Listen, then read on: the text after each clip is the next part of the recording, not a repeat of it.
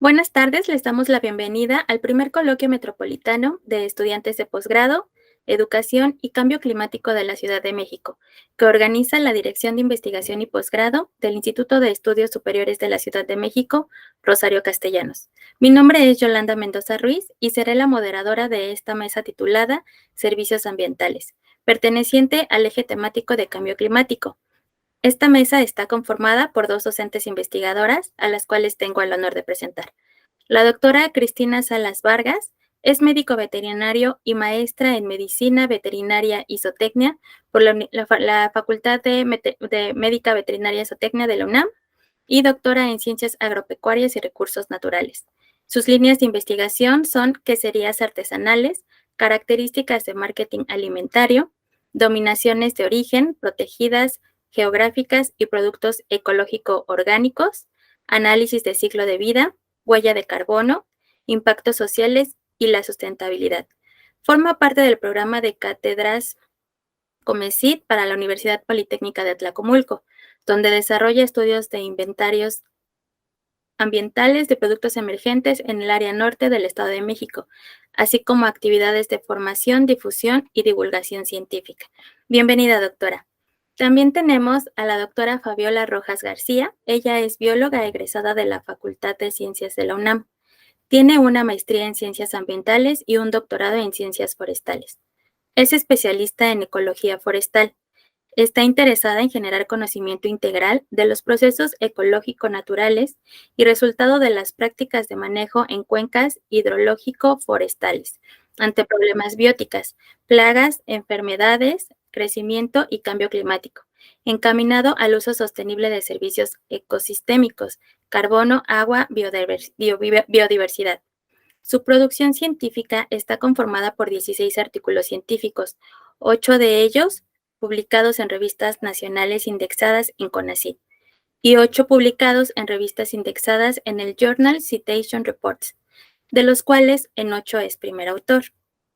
Ha publicado 4 libros, 17 capítulos de libro y 2 manuales de campo.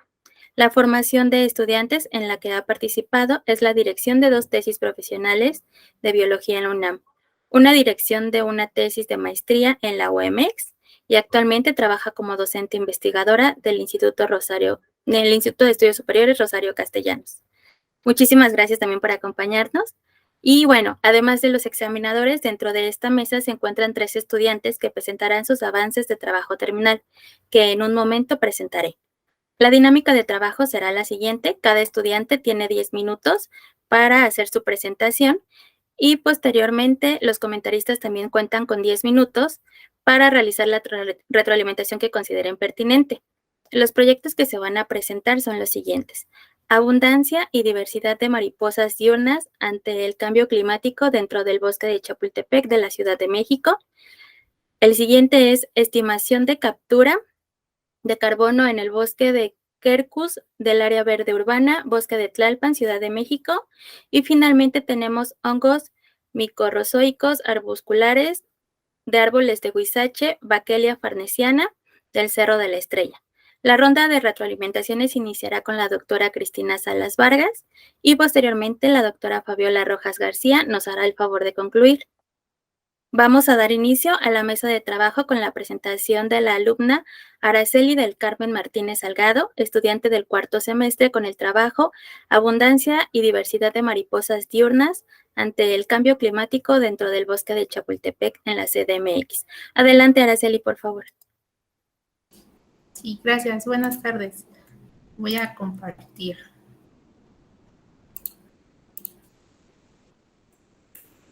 ¿Se alcanza ya a distinguir mi pantalla?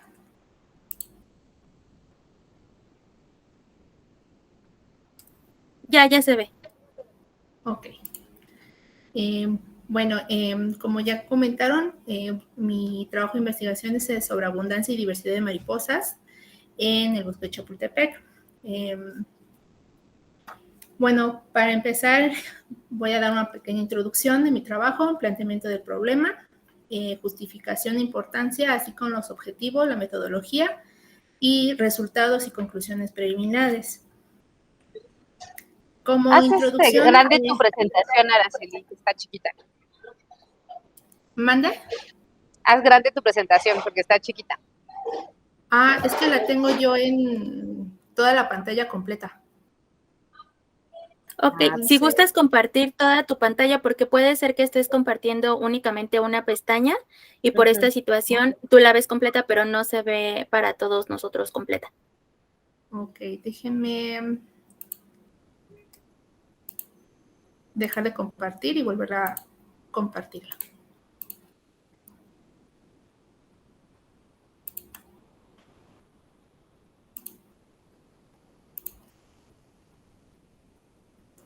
Puede ser con F5, Araceli. Ok, entonces comparto mi pantalla nuevamente y con F5, ¿verdad? Me dijo, doctora.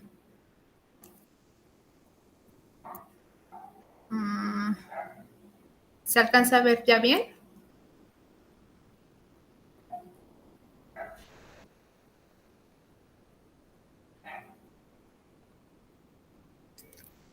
No, se sigue viendo solamente bueno, se ve toda la pantalla de PowerPoint. No sé si estás trabajando con dos pantallas. Si estás trabajando con dos pantallas, solo con una. Puede ser que ese sea el error. Estoy con una, pero no sé qué le pasa a mí. Déjenme volverlo a hacer. A ver, si quieres dejar de compartir y te voy diciendo. Cuando le des clic en la opción presentar ahora, se ve mi pantalla. Ahí selecciona tu pantalla completa. Y ahora sí, dale el modo presentación. Ya se ve. Perfecto. Okay. Bueno, como introducción, continuando, pues tenemos que, hablando ya en la actualidad, la abundancia y la diversidad de la salud de los polinizadores, pues tienen severas amenazas, puede ser distintas dependiendo en la región del mundo en donde estemos, pero principalmente pues se debe a hoy en día al cambio climático, así como la fragmentación y deforestación, la introducción de especies exóticas o enfermedades en los mismos polinizadores. Hablando ya de mariposas, particularmente, pues constituye un importante indicador de la calidad ecológica del hábitat. Y hablando pues ya precisamente en los cambios que puede tener en las mariposas, pues surgen dos, uno que es el cambio de la temperatura y los desajustes temporales. En el cambio de temperatura, pues tienen desplazamientos según sus rasgos climáticos y pueden provocar inclusive extinciones o que éstas ya no se encuentren en el lugar donde generalmente residían. En cuanto a los desajustes temporales, pues hay un cambio susceptible en la floración, principalmente de las plantas, en la producción del néctar y en el polen de estas, ocasionando que las actividades de los polinizadores pues tengan un desajuste. Si antes encontraban una planta que estaban en floración en primavera, pero ahora con estos desajustes pues ya no se encuentra en primavera, sino se atrasan o se retrasan en su floración, por lo cual sus recursos tróficos se ven limitados.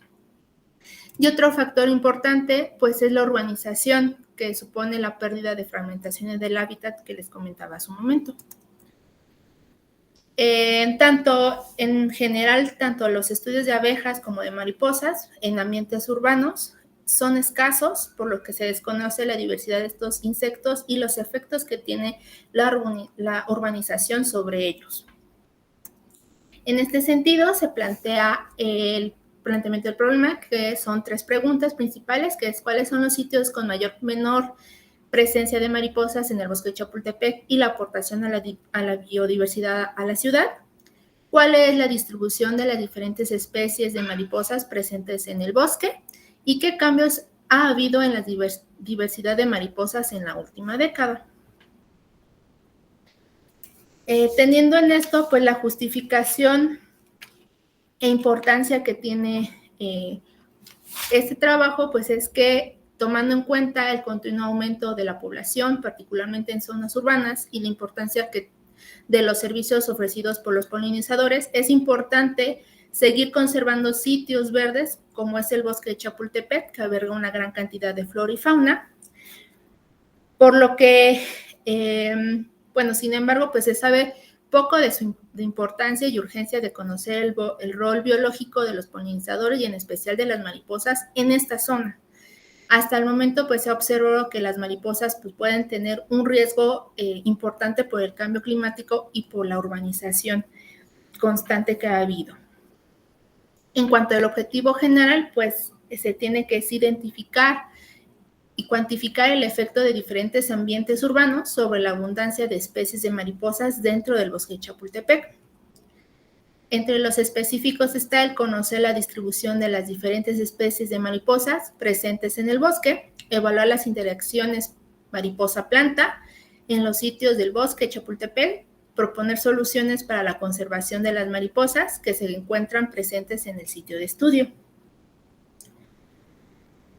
Bueno, para tanto la metodología, un poco es conocer el área de estudio que se desarrolló en el bosque de Chapultepec, que se encuentra en la alcaldía Miguel Hidalgo de la Ciudad de México, y se fue en 2 sitios únicamente, que fue en la primera y segunda sección. Hay que recordar que estos sitios tienen un diferente grado de distribución trópico. En la primera sección, pues tenemos que se encuentra o son visitadas por más de 30,000 personas a la semana. Y la segunda sección, pues 15,000 personas a la semana. En este sentido, se dividió cada sitio de estudio en 4 áreas, pretendiendo cubrir aproximadamente el 60% de cada área de estudio. Y como algo importante, pues es actualmente el bosque Chapultepec no se considera como tal un bosque natural, sino un parque urbano, y en 1992 fue declarado como área natural protegida bajo la categoría sujeta a conservación ecológica. Bueno, por esto, por los servicios ecosistémicos que funge este bosque. En cuanto al diseño de muestreo o al método que se utilizó, pues fue observaciones en 2 periodos. El primero abarcó de octubre del 2021 a enero del 2022 y el segundo periodo es de marzo a julio del 2022, bajo un esquema de monitoreo que se fundamenta principalmente en la repetición de censos semanales de mariposas a lo largo de un transecto fijo, donde se va recogiendo la abundancia de las poblaciones de estas especies. Estas fueron en fines de semana, de sábados a lunes, alternando alternando los sitios de muestreo, igual los horarios. También se haría lo que tiene que ver con la identificación de especies y plantas visitadas y las frecuencias de las visitas de estas mariposas, con la cual se realizará una red de interacciones de planta polinizador, esto bajo el programa R, para identificar la modalidad y la conectividad de la red de interacciones entre mariposa y planta.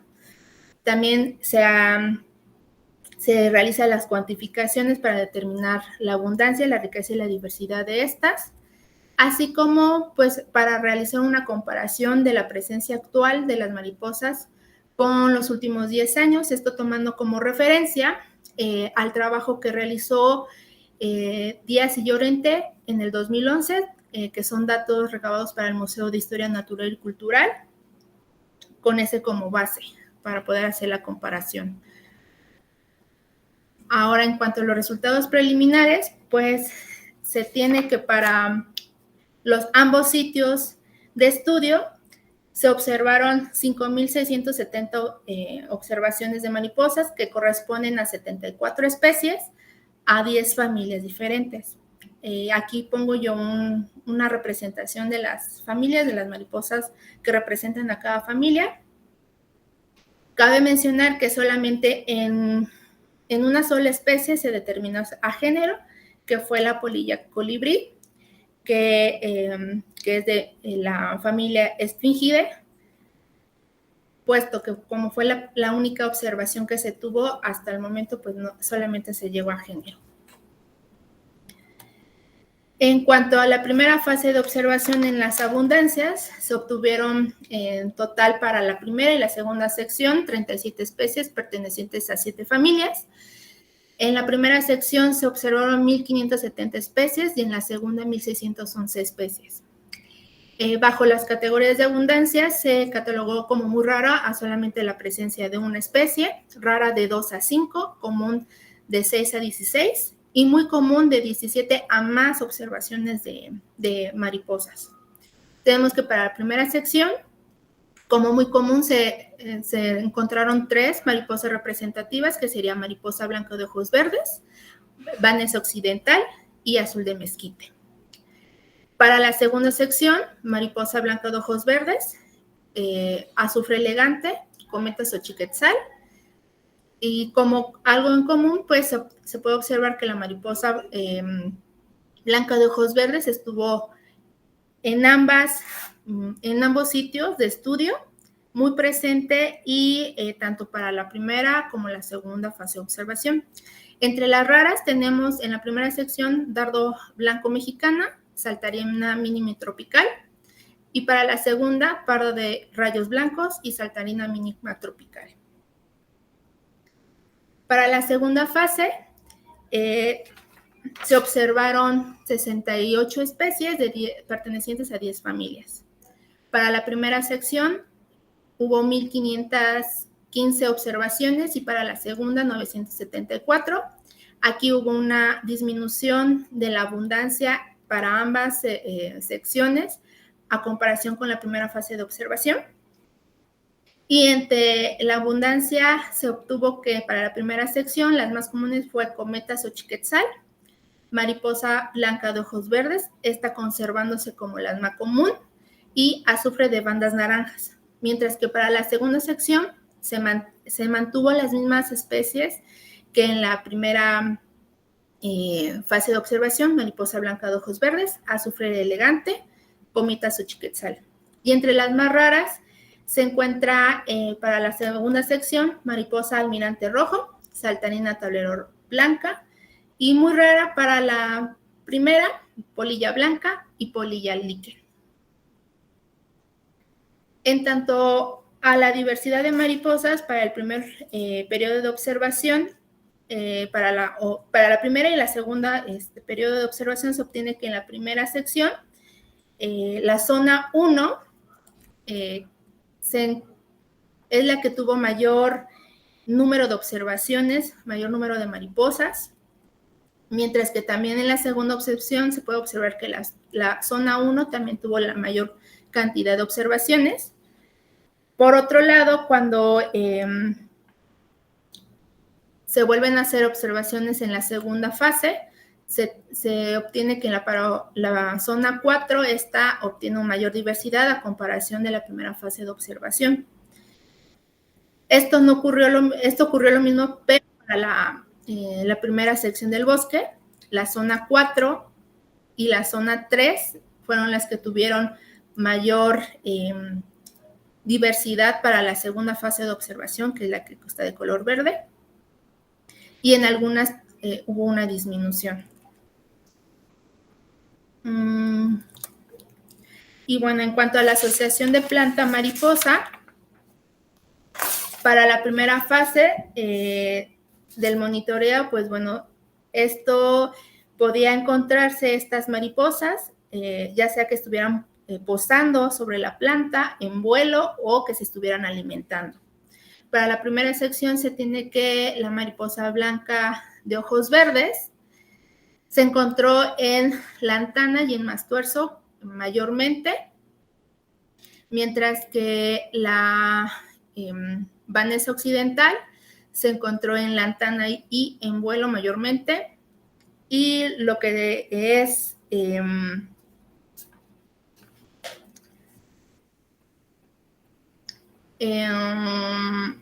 ay, se me fue el...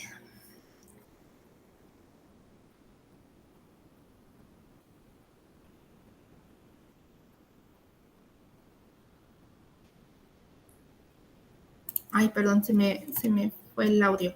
Lo que es para la mariposa de puntos se encontró en petunia y en vuelo. Generalmente, la mayoría de las mariposas en la primera fase o en la primera sección se encontró comúnmente en la lantana y en vuelo, cabe mencionar. Para la segunda sección se tiene que la mariposa blanca de ojos verdes se encontró en el girasol y en la orquídea palo blanco. Posteriormente, azufre elegante se encontró sobre el romerillo y la cometa Xochiquetzal sobre la ceiba principalmente. Y bueno, como conclusiones preliminares tenemos que los insectos polinizadores se están desplazando de sus áreas de distribución. Principalmente se encontró que varias de estas mariposas, a comparación de con los estudios que hicieron anteriormente, han tenido que desplazarse a otras áreas donde encuentren mayor alimento, por lo que es importante seguir realizando estudios de mariposas en la Ciudad de México, ya que son limitados los estudios realizados y muchos de ellos no se tiene acceso a la información. Y bueno, siendo un insecto considerado como un bioindicador de un ecosistema más saludable, es necesario seguir estudiando para conocer su abundancia, su distribución, así como su comportamiento en ambientes urbanos ante el cambio climático. Eso es todo de mi parte. Gracias. Muchas gracias, Araceli, por tu participación. Vamos a iniciar con la ronda de retroalimentaciones, iniciando con la doctora Cristina Salas Vargas, por favor.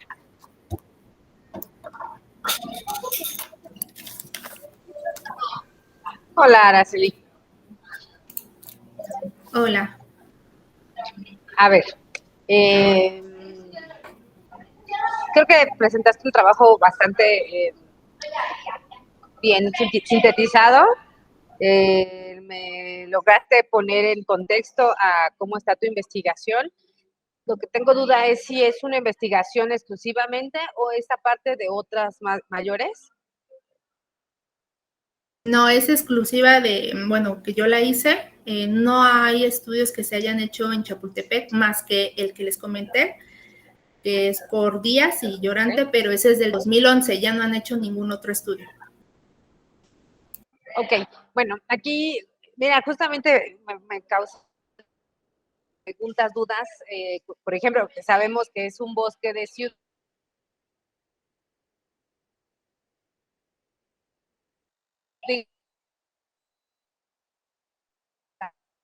¿Sí me escuchas bien? ¿Sí me escuchas bien?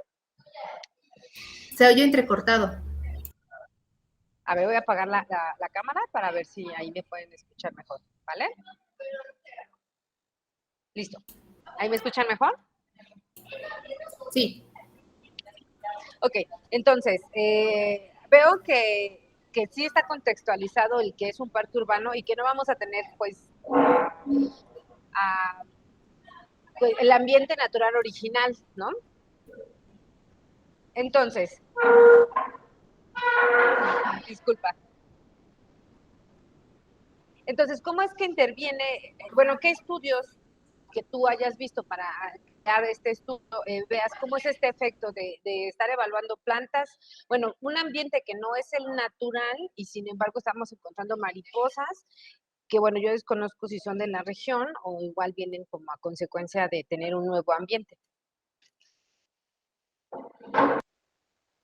A algunas de las mariposas o de las especies que estuve estudiando, la mayoría son nativas de aquí de México. Por el tiempo ya no mencioné, pero se encontró una que es una especie introducida y que tiene un riesgo, se considera una plaga y puede ser un riesgo para las plantas que son pues nativas de aquí o que tratan de introducir el bosque como nativas. Ok, entonces, también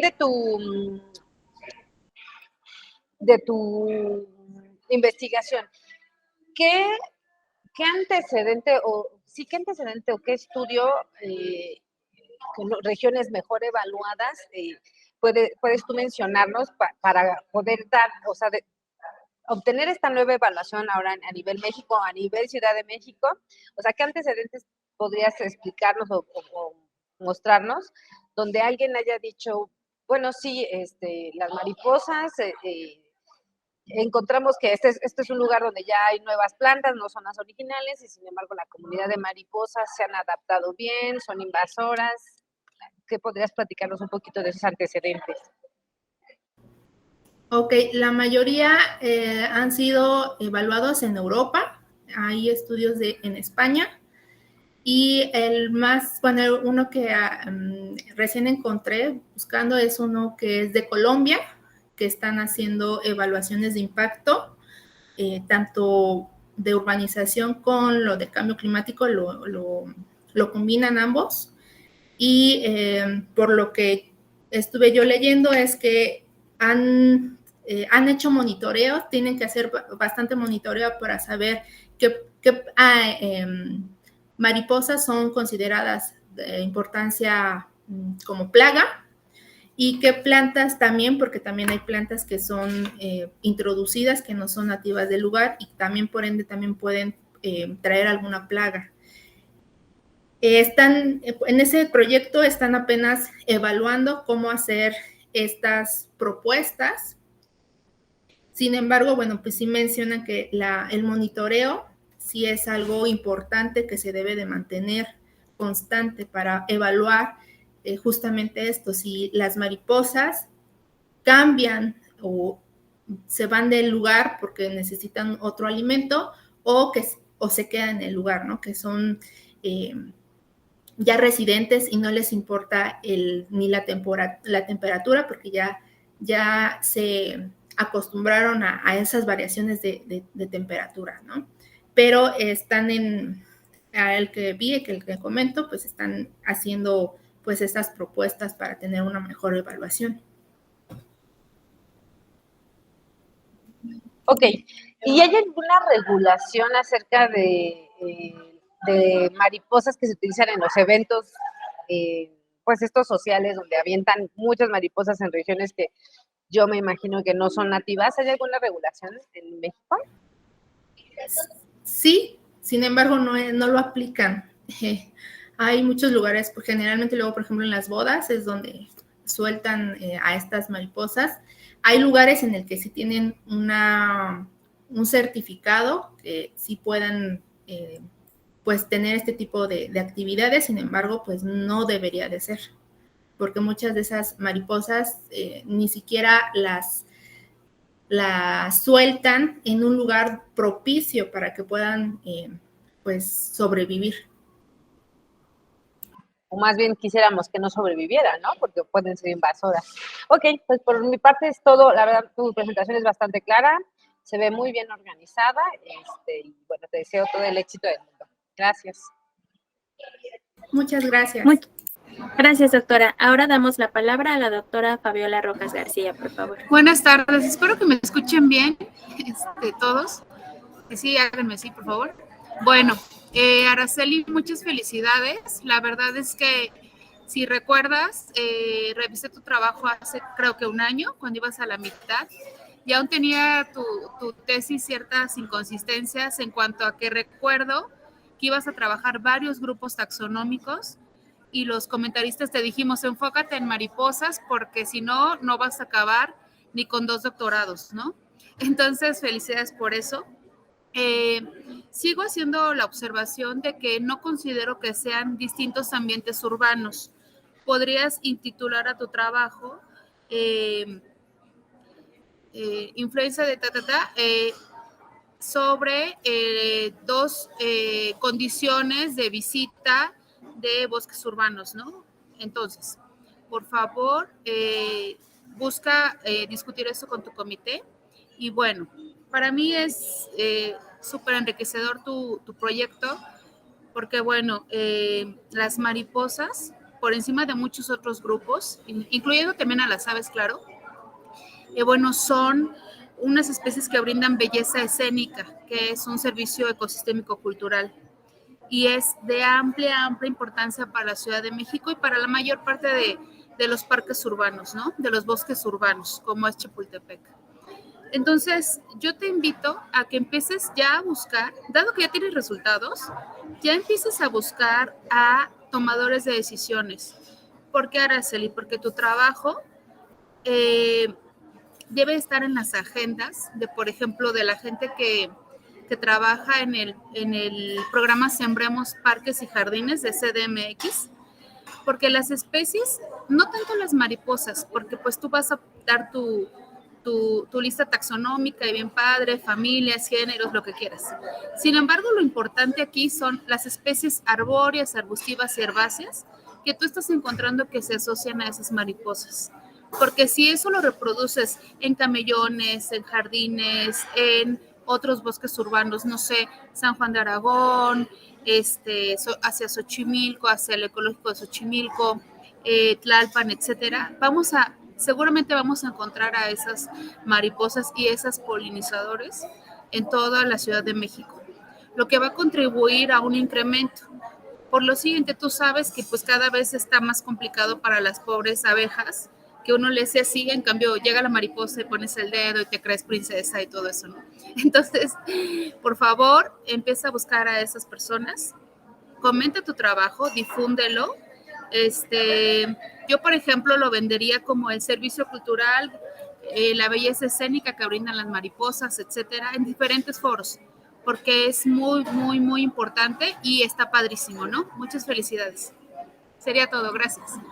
Muchas gracias, doctora.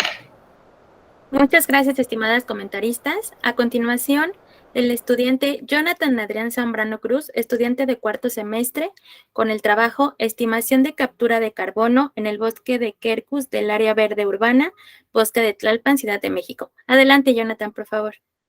Sí, gracias. Hola, buenas tardes.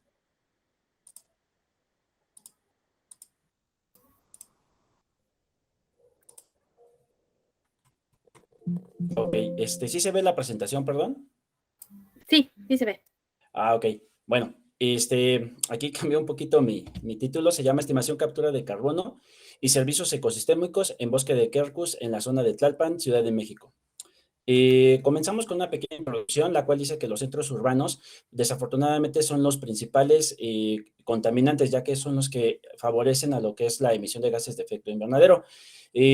Aquí entran los bosques, puesto que desempeñan un papel importante en lo que es la mitigación de este gas de efecto invernadero, dada a su contribución del ciclo del carbono, regulando las concentraciones atmosféricas del dióxido de carbono.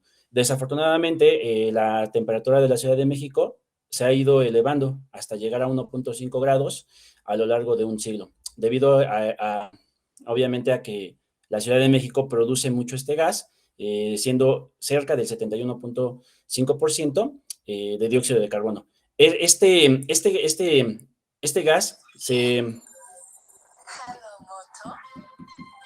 Perdón. Este gas se libera a través de procesos naturales como la respiración y las erupciones volcánicas, pero también por cuestiones antropogénicas, como es la deforestación, el cambio en uso de suelos y la quema de combustibles fósiles. El planteamiento del problema, bueno, como nosotros sabemos, los encinares son considerados un gran e importante sumidero de carbono. Dentro de lo que es la capital, una de las áreas naturales protegidas más importantes por su extensión es el bosque de Tlalpan, ya que, bueno, como sabemos, se encuentra dentro de los principales bosques y que produce grandes servicios ambientales, como es como en este caso, pues nos ayuda a limpiar el aire que respiramos, captura gran cantidad de dióxido de carbono, partículas suspendidas de polvo y por tal motivo es muy importante conocer, pues, cuál es esa estimación de captura de carbono. La pregunta de investigación que se deriva, pues es cómo aportan los árboles del género Quercus de la zona del bosque de Tlalpan a la mitigación de las emisiones de dióxido de carbono y qué servicios ecosistémicos se presentan dentro de la zona de Tlalpan en la Ciudad de México. La justificación: las áreas naturales protegidas representan una de las mejores estrategias para la conservación de la biodiversidad y para asegurar los beneficios ambientales que proporcionan, tales como es la recarga del acuífero, la estabilización relativa al microclima, la contención de las emisiones de contaminantes y captura de carbono, que son muy necesarias para garantizar la vida y sostenibilidad de la ciudad. Antecedentes: bueno, hay varios trabajos, ninguno se enfoca básicamente a lo que es la parte de captura de carbono, más sin embargo sí se menciona. Por ejemplo, Céspedes y Moreno en el año del 2010 hablan desafortunadamente de la pérdida, ¿no?, de estos árboles tan importantes, ya con un 50% a lo que teníamos hace 500 años, y esto está provocando pues que obviamente haya cambios en el clima, aumento de temperatura, extinción de especies, mayores tiempos de sequía y precipitaciones muy fuertes. Por tanto, es necesario, pues obviamente, reformularnos estas medidas de mitigación ante el cambio climático. Rojas en el 2013 habla sobre la conservación de los bosques, en el cual pues se habla sobre un almacén de carbono para poder reducir estas emisiones, debido pues obviamente a la deforestación, que en este caso se ha llevado gracias a los bosques naturales como los urbanos. El área natural protegida de Bosque de Tlalpan, al tener una extensión de 252 hectáreas, bueno, el 38% de este bosque es cultivado, el 62% es todavía nativo, y en el cual predominan, pues, los encinos, y se destacan 4 especies diferentes. Los objetivos generales es estimar la cantidad de carbono que almacena el bosque de Quercus, dentro de lo que es el bosque de Tlalpan, Ciudad de México. También es conocer los servicios ecosistémicos que brindan los árboles del género Quercus a la alcaldía de Tlalpan en la Ciudad de México. Y los objetivos particulares, pues, es determinar características de la zona de estudio, como lo es biológico, flora y fauna, el social, es decir, su uso de suelo, el contexto institucional, tipo de suelo, uso de espacio, tipo de cuidado que presenta el bosque.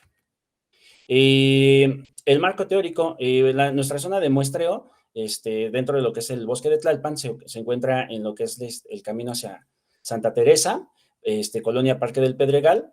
Se compone, como ya lo habíamos mencionado, de 252 hectáreas, y dentro de este bosque se encuentran aproximadamente 200 especies de flora y 130 de fauna. El cambio climático, bueno, son gases de efecto invernadero que aumentan que al aumentar esa concentración, pues la Tierra tiende a absorber mayor cantidad de calor, haciendo que la superficie terrestre se caliente más de lo normal y esta temperatura se eleve, produciendo pues varios efectos muy nocivos, ¿no? Entre ellos de salud, y cambios climáticos que desafortunadamente pues ya los estamos viviendo ahorita, y que en el cual pues muchas especies se han estado pues desafortunadamente perdiendo. El dióxido de carbono, que es el gas que nosotros estamos trabajando, como sabemos, es incoloro, inodoro, forma parte de la naturaleza y es indispensable para la vida en la Tierra, porque gracias a él las plantas pueden realizar lo que es la fotosíntesis y la producción de oxígeno, como resultado, pues para la vida esencial en este planeta. El bosque de Tlalpan es una de las áreas naturales más importantes para la preservación de la biodiversidad, ya que absorbe el dióxido de carbono de la atmósfera a través de lo que es la fotosíntesis, pues da como resultado ese oxígeno del que ya habíamos mencionado, y estos árboles pues van a almacenar el dióxido de carbono en lo que es su follaje, lo que son los tallos, lo que es sus raíces, y debido a el gran tiempo de vida que presentan, pues se convierten en un depósito natural de carbono, y que si lo comparamos con otro tipo de especies, pues tiene entre 20 y 100 veces más carga de concentración de este elemento que otro tipo de bosques o de cultivos. La metodología, bueno, se va a trabajar, más bien se está trabajando lo que es un alcance descriptivo mixto, en el cual pues va a ser cuantitativo y cualitativo. Va a ser una revisión bibliográfica en el cual el dióxido de carbono producido por la alcaldía en la Ciudad de México es obviamente tomando como principal parte de lo que es Tlalpan, cuál es la absorción del dióxido de carbono presente en el bosque de Tlalpan, cuáles son los servicios ecosistémicos brindados por las especies de Quercus presentes en el área natural protegida, y características de la zona de estudio como el tipo de suelo, clima, especies animales y vegetales.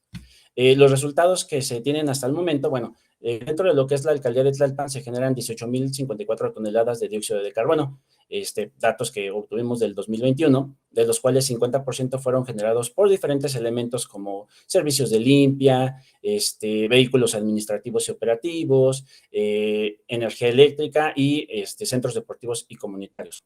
El bosque, en este caso, al ser una de las áreas naturales más importantes, con una preservación sumamente vital para la vida, es bueno, como sabemos, es proveedor de 1,000 toneladas de oxígeno, libera a la atmósfera 170 millones de litros de agua en humedad, retiene 12,650 toneladas de carbono y alberga 1,7 millones de árboles que sirven para mitigar el impacto que causan los habitantes en la Ciudad de México. Y como servicios ecosistémicos del encino, tenemos varios, entre ellos, pues, realización de la fotosíntesis, en el cual absorben el dióxido de carbono, y como producto final, pues, tenemos lo que es el oxígeno. Filtran el ruido, se utilizan como uso medicinal, ya también comprobado en el uso de diferentes enfermedades, sobre todo bucofaringias. También reducen la erosión del suelo, regulan la temperatura atmosférica, favorecen la fertilidad gracias a la descomposición de sus bellotas, de sus ramas, de sus hojas, de sus frutos, en el cual pues esta materia se convierte, en esta materia orgánica lo va a convertir en un rico suelo nutritivo para el reforestamiento de otras especies. Lo que tenemos hasta el momento, bueno, ya como conclusiones, los bosques son un importante sumidero de carbono. El conocer la capacidad de absorción estimado de cada especie de árboles, así como de la composición del suelo, clima y vegetación circundante, ayudarán en un futuro a reforestar con este tipo de ejemplares para así detener gradualmente el incremento de carbono como gas de efecto invernadero y posteriormente el calentamiento global.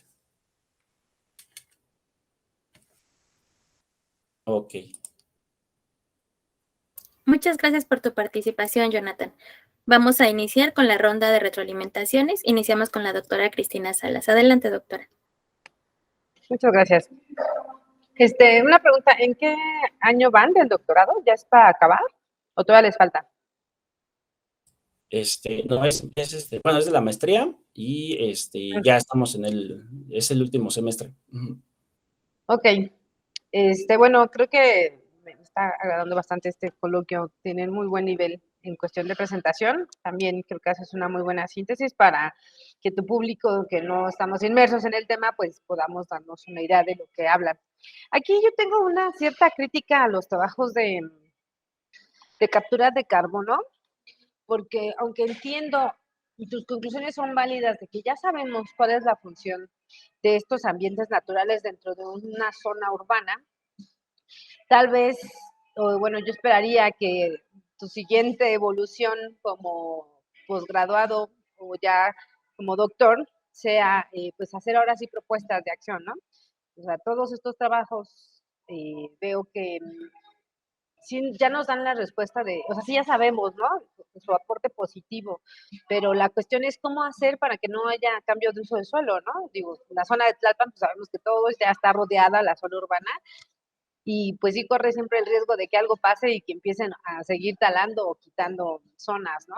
O la zona de, pues acá de Chapultepec, tercera sección, ¿no? Que pasa lo mismo, aparte de que tiene muchos árboles invasores, entonces esperaría que esa fuera alguna de las, o tal vez ya para concluir tu maestría, pues fuera una de las propuestas, ¿no? Que mencionaras ya en tu trabajo final. Creo que eso sería muy rico, ver cómo que tú ya tengas dominado tu información, con quién lo vas a aterrizar. Así como lo mismo que le preguntaba a Fabiola a Araceli, ver cómo ya son tomas de acciones, porque ya llevamos muchos años haciendo diagnósticos, ¿no? Pero ahora es el momento de tomar las riendas, porque ya tenemos una Agenda 2030, ya tenemos muchos compromisos a nivel internacional en el cual nos comprometemos a reducir el efecto, los cambios, lo de los gases de efecto invernadero, a reducir muchas cosas, pero la verdad es que todavía estamos en pañales porque las propuestas todavía se quedan al vacío, ¿no? Entonces, creo que uno de tus aportes mayor sería ese.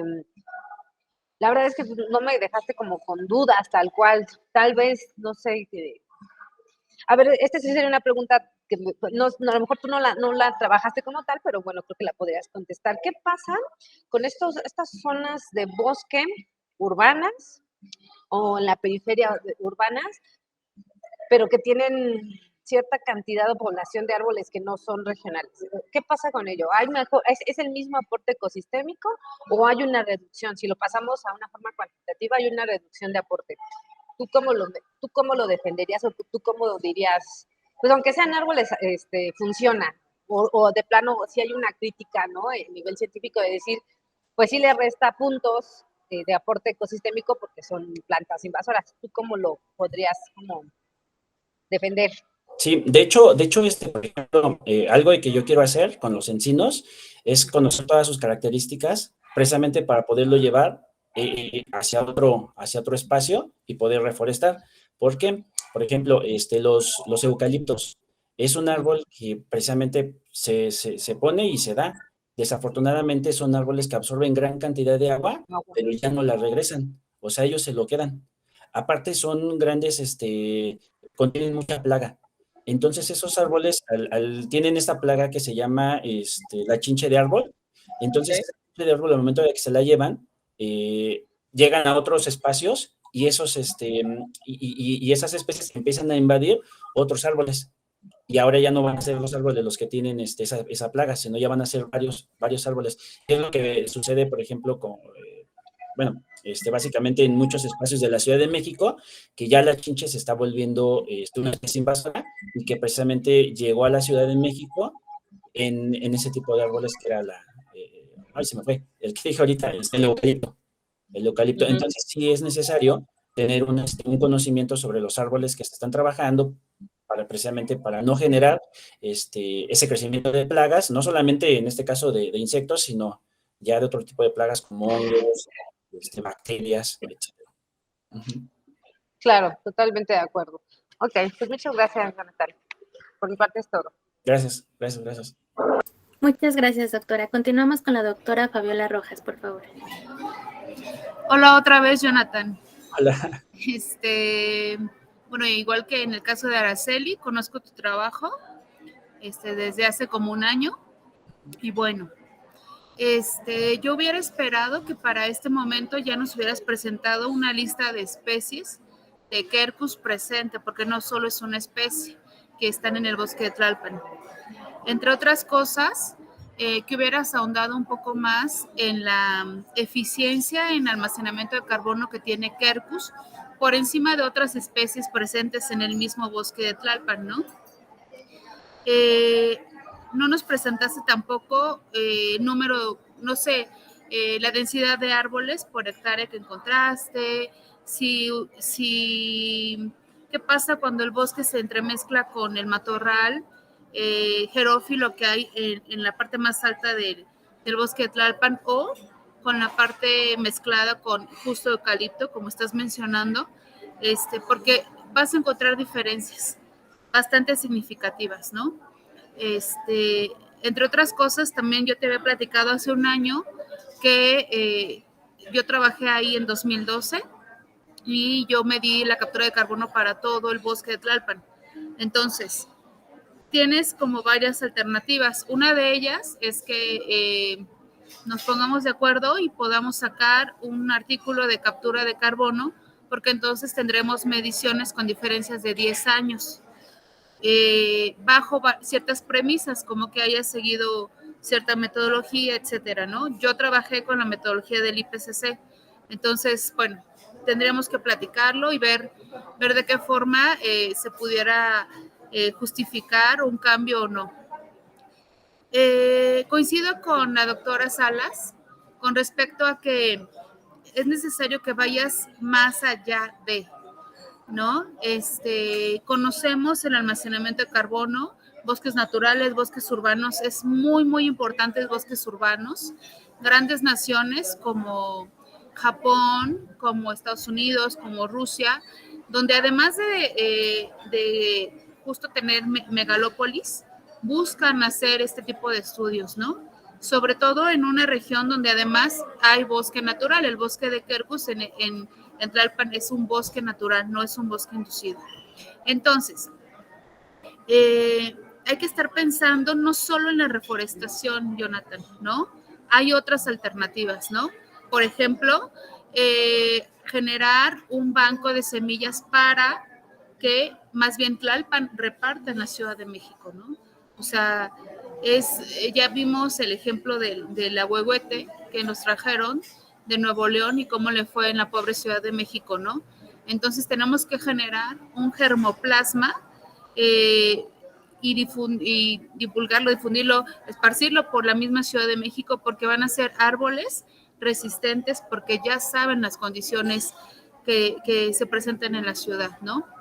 Yo antes explicaba que un árbol en la Ciudad de México podría ser como un niño al que le ponen muchos dulces y va a estar comiendo carbono, ¿no? Almacenando en sus estructuras su carbonilo. Sin embargo, también hay que ver el estado fitosanitario de esos árboles, Jonathan. ¿Cómo los encontraste? ¿Qué vigor? ¿Qué edad le calculas? Etcétera, ¿no? O sea, tienes datos para explotar, para habernos dejado un poco más, esperando más cosas, ¿no? De tu trabajo de tesis.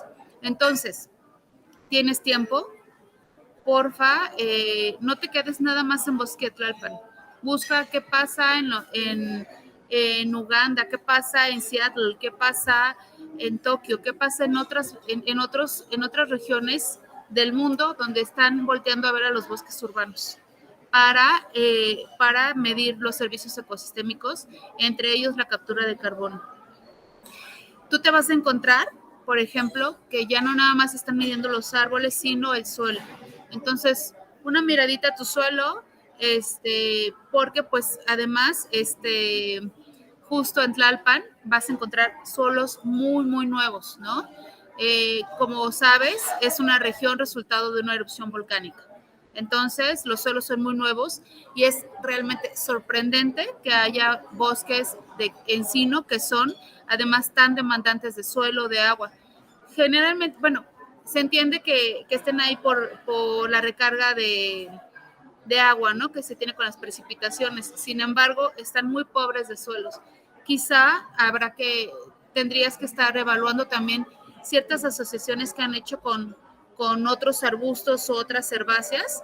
Muchas de ellas deben ser leguminosas que les han permitido prosperar en un ambiente tan primigenio, ¿no? Entonces, ahora si te faltan hacer visitas de campo, ve y de verdad exprime ese bosque urbano, ¿no? Saca todos los datos que puedas para que alguien externo a tu comité, como es el caso de la doctora Cristina, como es mi caso, veamos toda la chamba que hiciste, ¿no? Por favor. Entonces, sería todo. Gracias. Muchas gracias, doctora. Ahora vamos a iniciar con la presentación. ¿Quieres darnos una ¿Quiere hablar opinión? Jonathan? Adelante, Jonathan. Perdón, sí, me faltó algo, bueno, de lo que estaba comentando ahorita la doctora Fabiola, bueno, de hace un año, doctora, también me ha comentado sobre que hiciera una comparación de los, ay,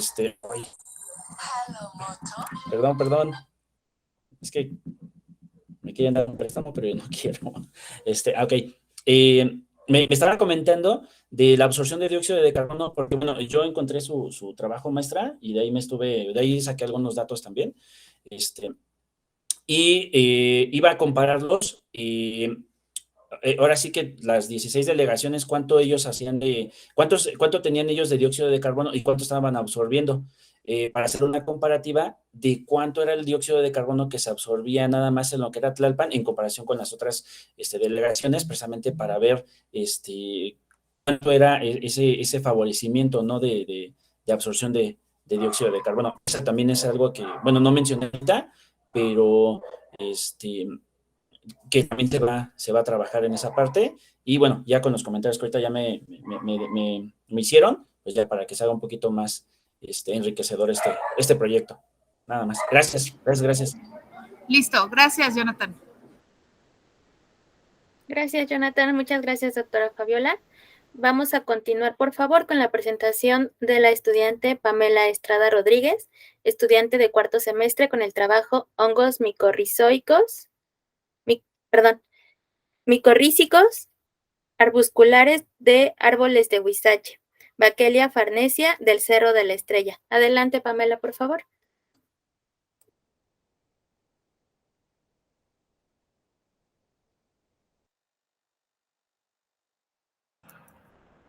Sí, muchas gracias. Muy buenas tardes. No sé si ya se ve mi presentación.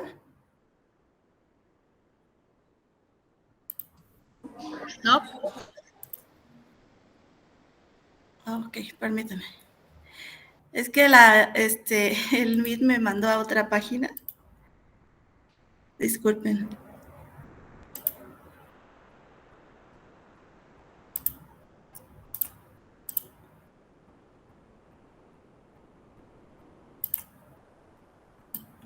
No sé si ya se aprecia.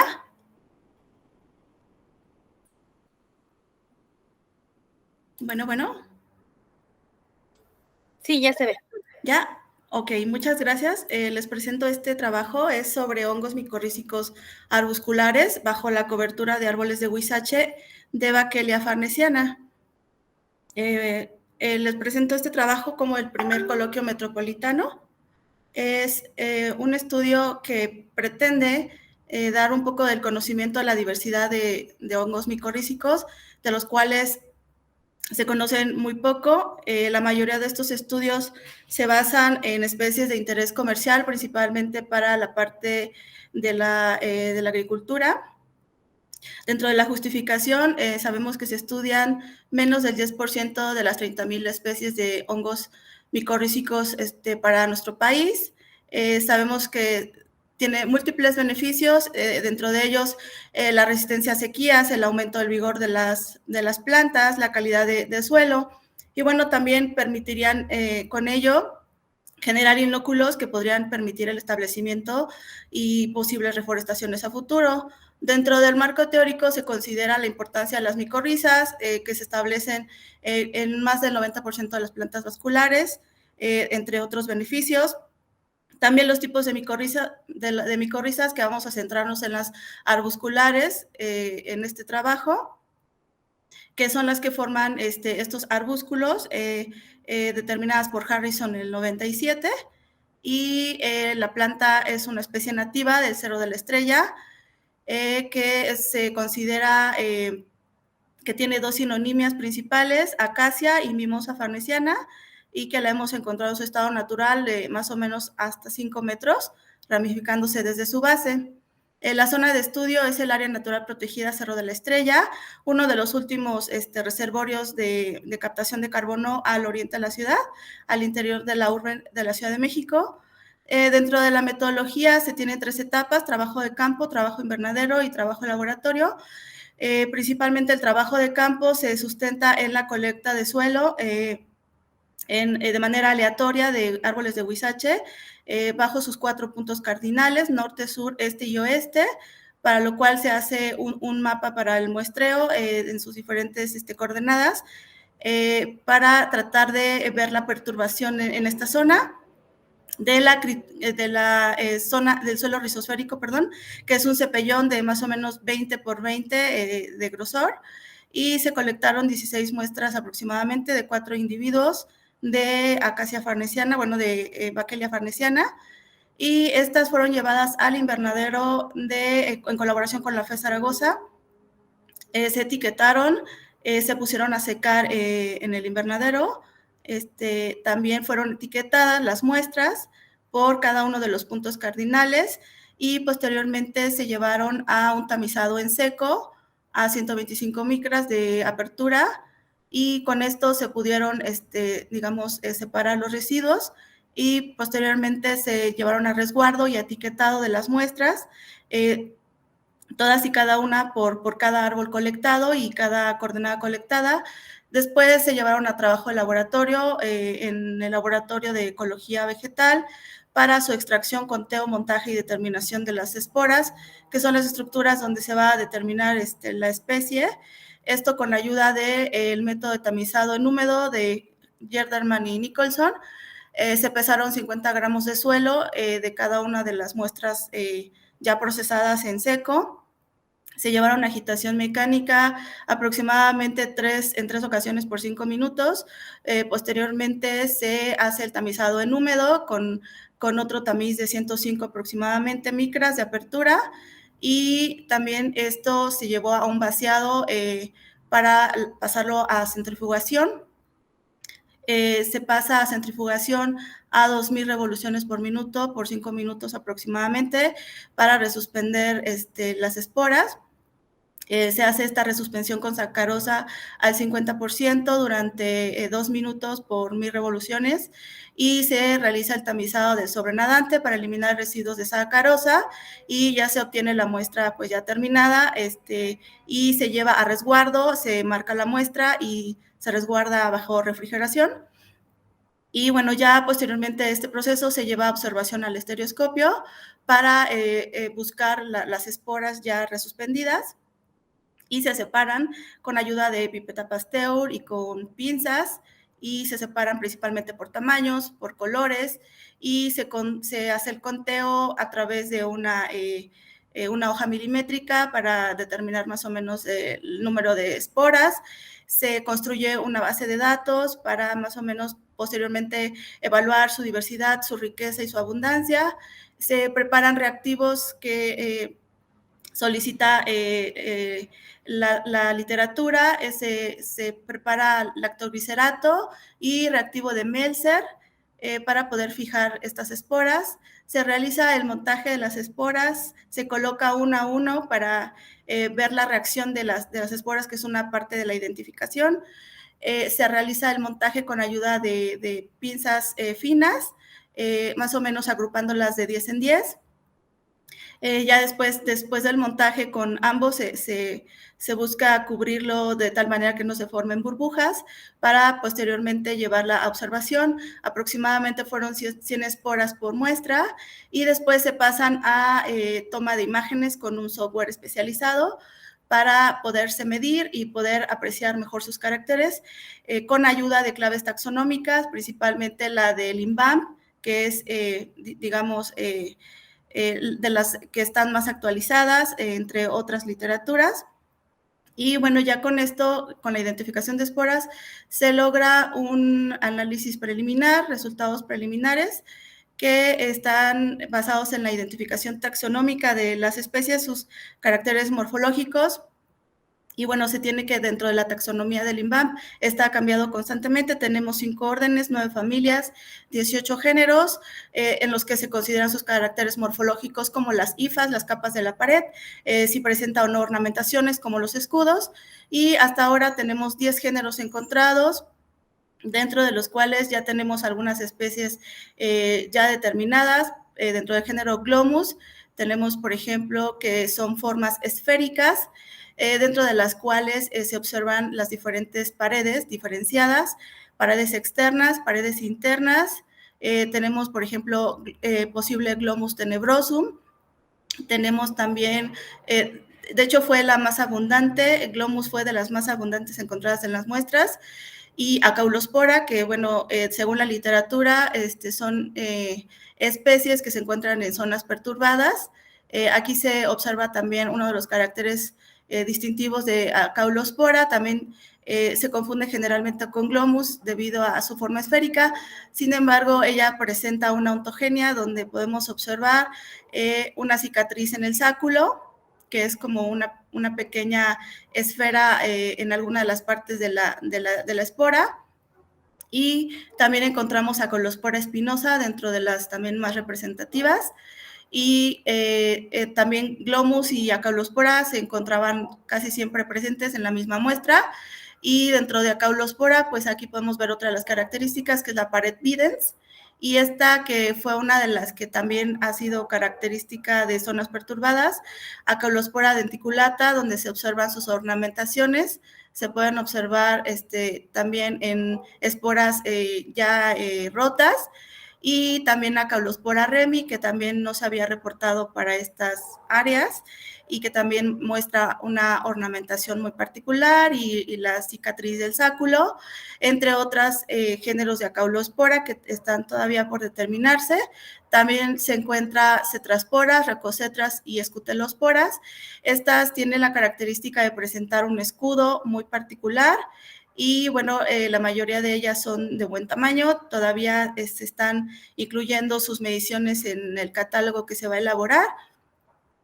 También presentan hifas bulbosas, pero lo más distintivo de este tipo de esporas es el escudo. Dentro de las racocetras, pues su distintivo fue el tubo de germinación y también la diferenciación de las paredes, que en esta se puede observar muy bien.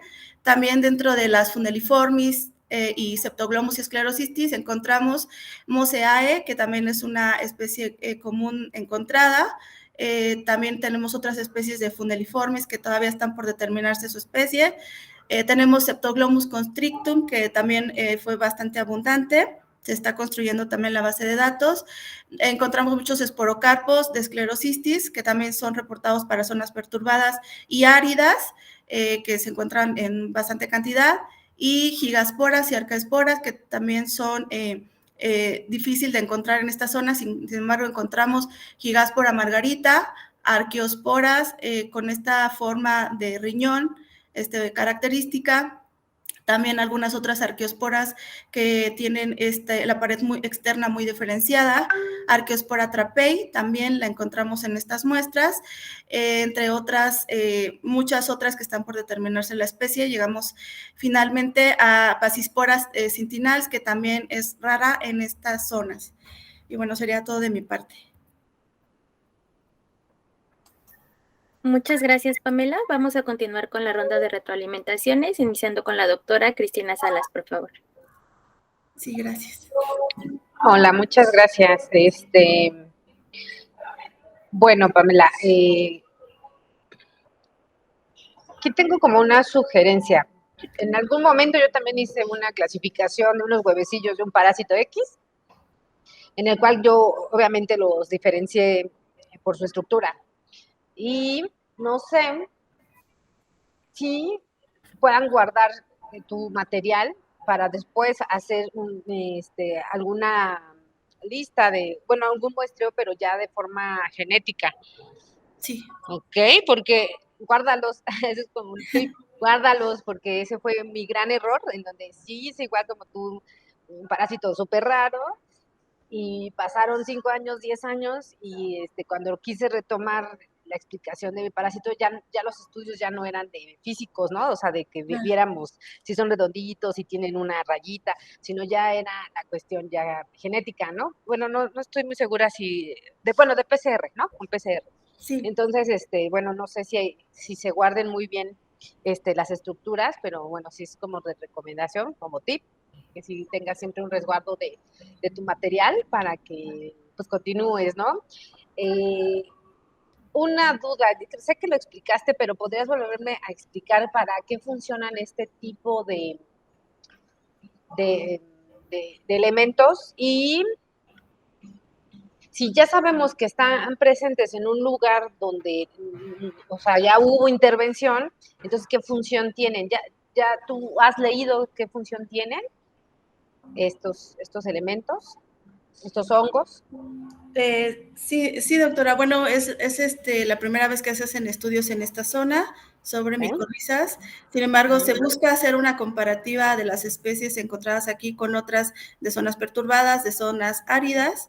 Y bueno, lo que más, la importancia más representativa de este tipo de estudios es abonar al estudio de la biodiversidad del suelo y bueno, de los hongos micorrízicos. De hecho, se tiene muy poco conocimiento sobre ellas y las claves taxonómicas constantemente son actualizadas debido a la dificultad en su determinación taxonómica. Claro, te lo vuelvo a repetir, es que ya la taxonomía, aunque nos encanta, ya la superó pues otra ciencia, ¿no? Ya la cuestión de las proteínas, saber qué proteínas son las que lo diferencian, ¿no? Pero bueno, creo que siempre un diagnóstico de y sobre todo en una región donde tal vez obviamos que ya está muy intervenida la Ciudad de México, pero sin embargo seguimos teniendo estos puntos verdes que pues son de vital importancia, sobre todo porque, pues para mantenernos, ¿no? Para seguirlos manteniéndolos. Sí. Igual, ¿estás también ya en la última fase de tu trabajo? Sí, así es. ¿Y a qué conclusión tú podrías llevarnos? O sea, sí, ya sabemos que no hay nada, pero un poquito una conclusión un poco más profunda, ¿qué podrías platicarnos acerca de ellos? O sea, ¿en qué otras partes del mundo ya lo han trabajado y por eso es importante? Tú cuéntame. convénceme de que sí estás, que los hongos es lo que sigue, ¿no? En este mundo para seguir conservando estas áreas. Ok, bueno, pues para empezar, en nuestro país hay muchos estudios sobre hongos, pero como lo comentaba al inicio de la presentación, la mayoría están centrados en especies de interés económico y se ha dejado un poco de lado el estudio de especies forestales, sobre todo en una futura aplicación de un mejor establecimiento in situ de las especies. Entonces, se considera que este tipo de estudios puede abonar a unas mejores técnicas de reforestación o de supervivencia de las especies, que es lo que más se necesita, ¿no? Como lo mencionaba mi compañero anteriormente, el Cerro de la Estrella es una de las zonas donde se reforestó con especies exóticas como eucalipto, cedros, encinos, y han demostrado pues estar enfermos, plagados y bueno, llevarse el agua de la zona. Entonces, lo que se busca con este estudio, pues principalmente es aportar al conocimiento de una reforestación adecuada, sobre todo con especies nativas y probablemente con el conocimiento como tal de los hongos y que estos puedan ser aplicados en otras áreas. Hasta donde yo sé, este tipo de hongos sí tiene una forma aplicable en cuestión de cultivos. Sé que es como de estas nuevas técnicas que hay con esta ciencia conocida, donde utilizas estos hongos para mejorar tus plantíos, ¿no? Y evitar usar agroquímicos. En vez de usar agroquímicos, pues mantienes un suelo más sano a nivel de estos hongos. Pero bueno, ok, pues por mi parte es todo. Muchas gracias, Pamela. A usted, gracias. Muchas gracias, doctora Cristina. Continuamos con la doctora Fabiola Rojas, por favor. Hola, Pamela. Espero que me escuches y ojalá nos hubieras prendido tu cámara para conocerte o para recordarte. Bueno, primero lo primero. Qué trabajo tan exhaustivo, qué impresión, todas las imágenes, recordar tomar fotos, etcétera, porque muchas veces uno hace un esfuerzo de esta naturaleza y se te pasan las fotos, se te pasó el etiquetado, se te pasó algo, y como dice, como te recomienda la doctora Salas, estaría muy padre que guardaras una parte de tus muestras para hacer el análisis genómico y corroborar tus observaciones con un análisis extra. Bueno, para empezar, la especie aceptada para tu especie muestra arbórea es Acacia farnesiana, ¿no? Siempre que tengas dudas sobre una especie, para que no incluyas, tiene 2 sinónimos, etcétera, revisa la página Trópicos, www.trópicos, que está respaldada por el Missouri Botanical Garden, que es la autoridad botánica a nivel mundial. Entonces ahí ya no vas a tener lugar a dudas, ¿va? Y sin duda, reiterando, cuando busques publicar va a ser mucho, mucho más sencillo para ti. Por otro lado, yo lo que lo sé es a los árboles, ¿no? Pero bueno, recuerdo cosas de hongos. Entonces, bueno, Acacia farnesiana, entonces sabemos que es una fabácea. ¿Estamos de acuerdo? Lo natural es que las fabáceas tengan innumerables asociaciones micológicas, ¿no? Entonces, como bien te dijo la doctora Cristina, hay que buscarle un extra, ¿no?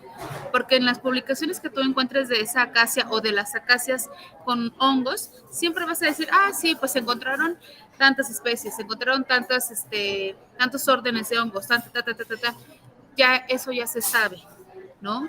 Lo importante es aquí, como le decía a Jonathan, es exprimir tus datos hasta que nos digan algo, ¿ok? La lista de especies o de órdenes o de hongos, o en el caso de las mariposas, o en el caso de los encinos para Adrián, a los biólogos nos encanta, ¿no? Sin embargo, ¿qué les da a las autoridades, ¿no? ¿Qué les puede aportar? Entonces, reitero, voltea a ver el suelo, ¿no? Tú trabajaste solo, pero hay que voltearlo a ver. El Cerro de la Estrella está estructurado por feocem, que son suelos que tienen una alta permeabilidad hídrica. ¿Qué pasaba con estos suelos? Es más, ¿qué pasaba en Iztapalapa que antes sí había agua? ¿No? O sea, para empezar. Ajá. Entonces, ¿qué pasó ahora?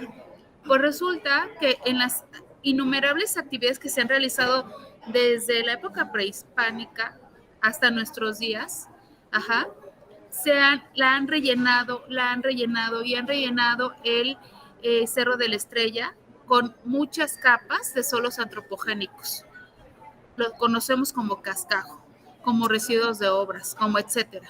Entonces ahí es muy difícil que prosperen más árboles si no son las bellas fabaces, que además nos van a regalar pues colores bonitos, porque pues son árboles con flores amarillas o blanquitas, que pues nos van a traer, como nos diría Araceli, varias especies de mariposas, y van a tener en cierta medida cierta captura de carbono, como nos podría decir Jonathan. Entonces, ¿qué hay que decir? Pues que esas asociaciones micorrízicas nos podrían servir para que en otros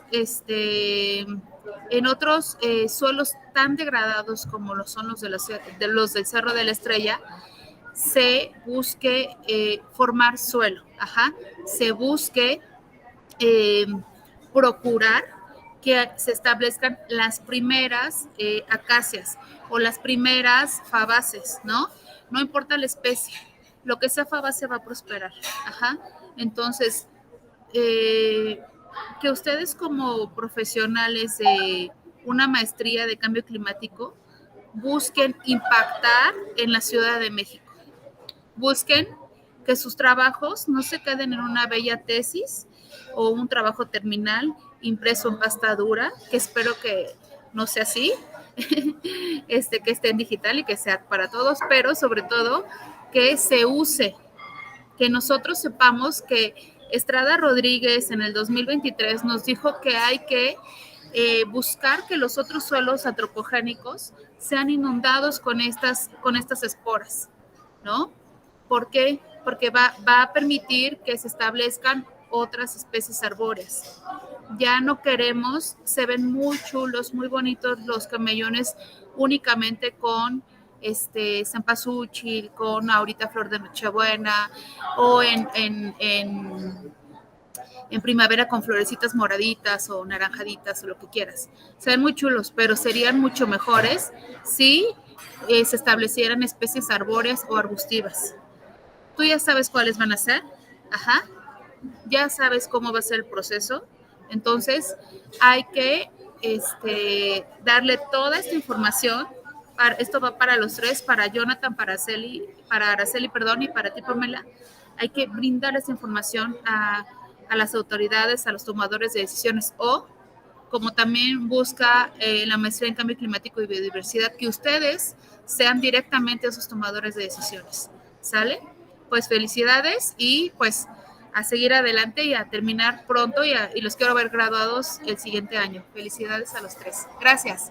Gracias. Muchas gracias a todos. Agradecemos la presentación de los estudiantes, así como la participación de los comentaristas a su asistencia en este primer coloquio metropolitano de estudiantes de posgrado, educación y cambio climático de la Ciudad de México, en el cual se están presentando 73 trabajos de estudiantes en 23 mesas diferentes, que serán retroalimentadas por 36 expertos académicos de diversas instituciones de educación superior.